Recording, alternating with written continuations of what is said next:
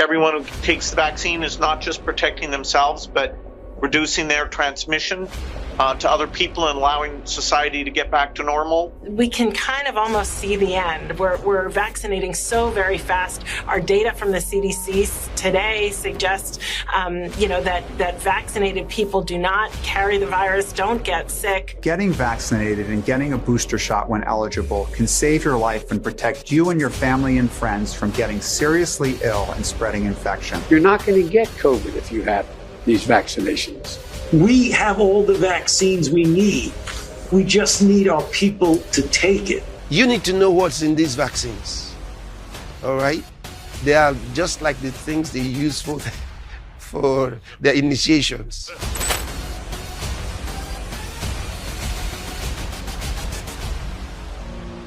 In the early days of the Cold War, the CIA ordered the creation of a secret program intended to find ways of mind control. They funded an army of psychiatric institutions across the United States and Canada to perform experiments on unsuspecting patients using psychedelic drugs, sensory deprivation, electroshock treatments, and more. The program was known by its code name MK Ultra.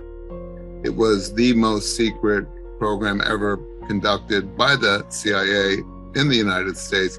Patients at psychiatric hospitals, prisoners in federal institutions, and even people in the public were given drugs without their awareness or consent and experimented upon. Some of the most damaging experiments occurred at the Allen Memorial Institute in Montreal, Canada.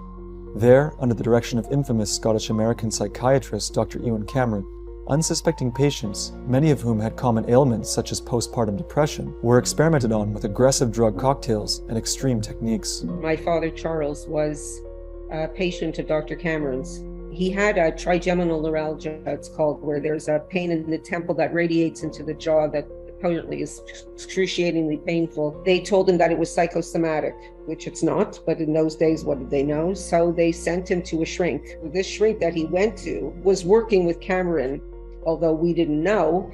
So he put my father right into the program. I was having trouble with my parents, and my father and my stepmother decided to put me in the Allen Memorial Institute. They had no idea what went on in there. I was 16 when I was there. Dr. Cameron pursued a concept he called depatterning, which was meant to reduce patients to an infantile psychological state wherein doctors could take advantage of the person's cognitive vulnerability to attempt to rebuild their mind under the doctor's control. A popular method of choice to achieve this was called psychic driving. Another common method was the use of extreme Page-Russell electroshock therapy. Page-Russell shock treatment is approximately 40 to 75 times the strength of a normal shock treatment. So it's really designed to wipe out the memory. After 27 days of this, they said that they were discouraged because he still had ties to his former life, in that he was asking to see his wife.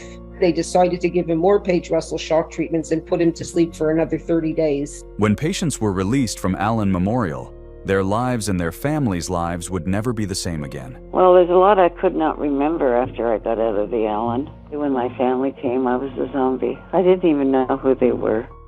He never came out the same. He had a blank look in his eye. He didn't know who we were. He had said in his interview with the shrink that I was the apple of his eye. And after he came home, he started beating me not long after.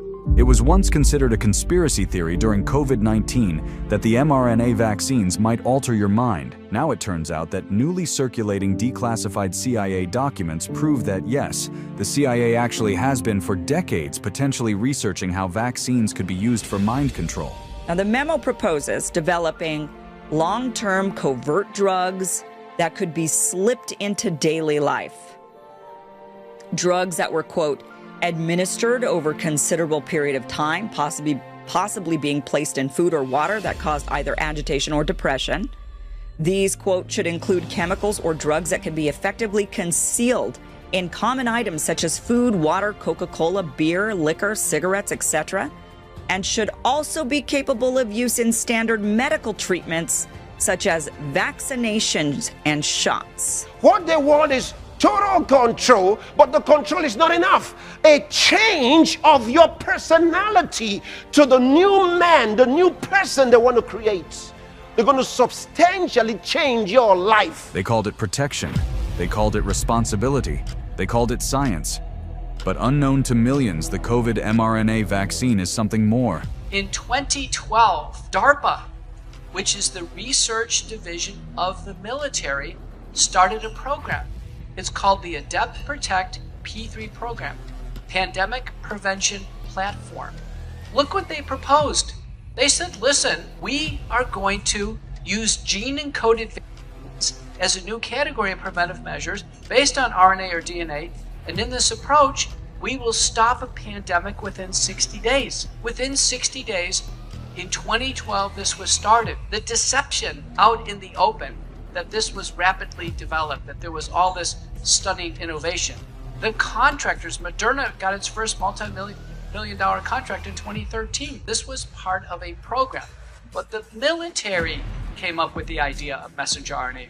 It's not Pfizer or Moderna. Pfizer and Moderna were paid to put their stamps on those vaccines as if they came from the pharmaceutical industry. But, that's not what they were doing. They were coming from, this was a military project from the beginning. Yeah, it's sure racketeering. I told you these were criminal acts. Now, I have said many times, Maria, as you know, that this was a bioweapon because in 2005, at the DARPA MITRE conference, where Ralph Baric made the statement that synthetic coronavirus fragments were, and I'm quoting right off of his CV, biowarfare enabling technology. Maria, I don't know if down under you guys have a problem with the common use of English language, but biowarfare enabling technology sounds to me like it's a bioweapon. Yes. In this 4-page letter, complete with footnotes, Brevard County Republicans cite sources which led them to a stunning conclusion. Here it is in their own words. Government agencies, media, and tech companies, and other corporations have committed enormous fraud by claiming COVID-19 injections are safe and effective.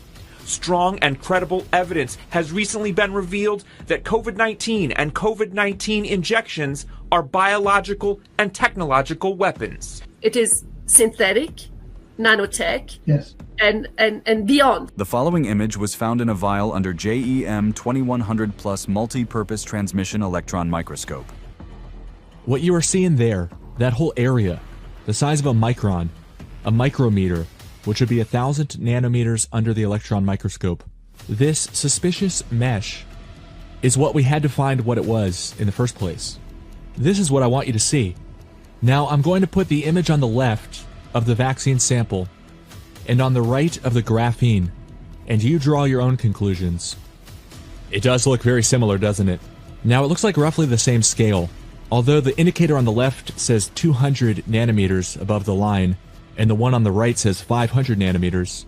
The one on the right does look about 2.5 times the one on the left when you look at the line segments. Without any doubt, it is graphene oxide.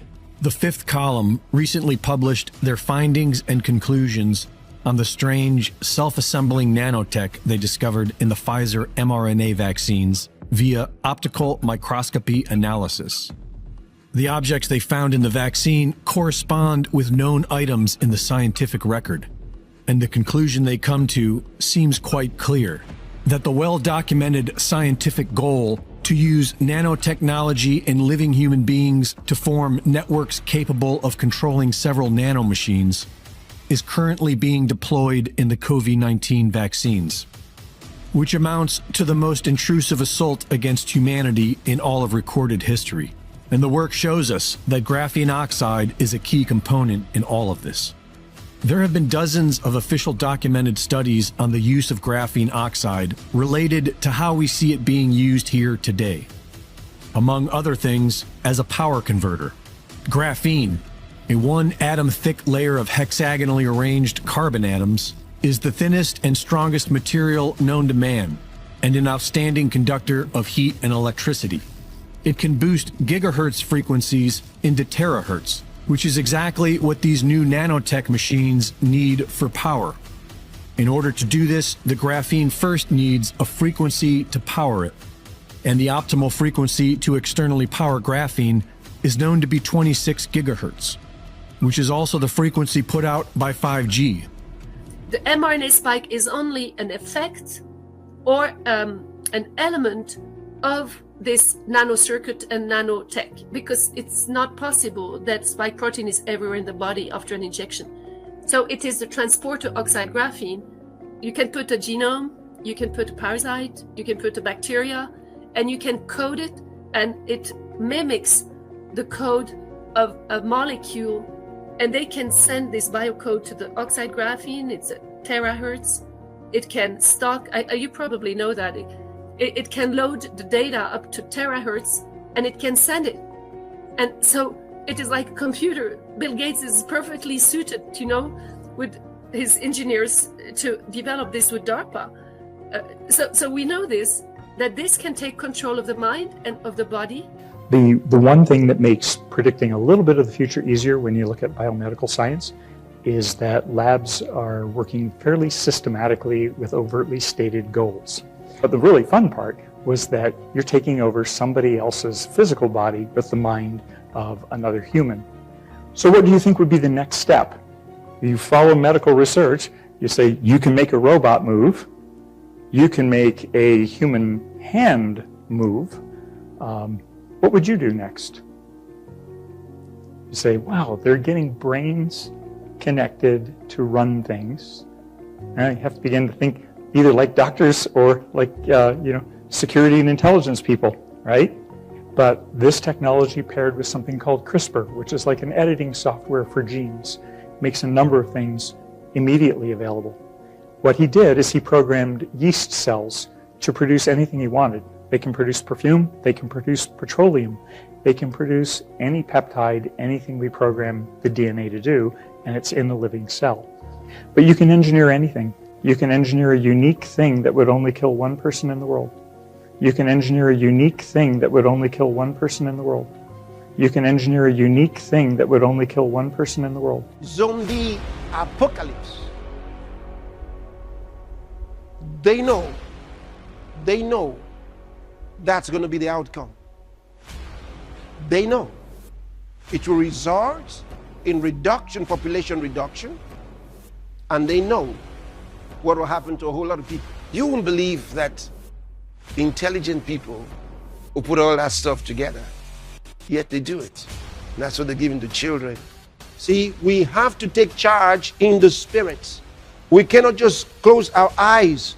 We are the ones that the Lord is trusting. All right? And all of heaven is looking at us. I'm telling you, this is very important. For the weapons of our warfare are not carnal, but mighty through God to the pulling down of strongholds, casting down imaginations, and every high thing that exalteth itself against the knowledge of God, and bringing into captivity every thought to the obedience of Christ. 2 Corinthians 10 verses 4 and 5.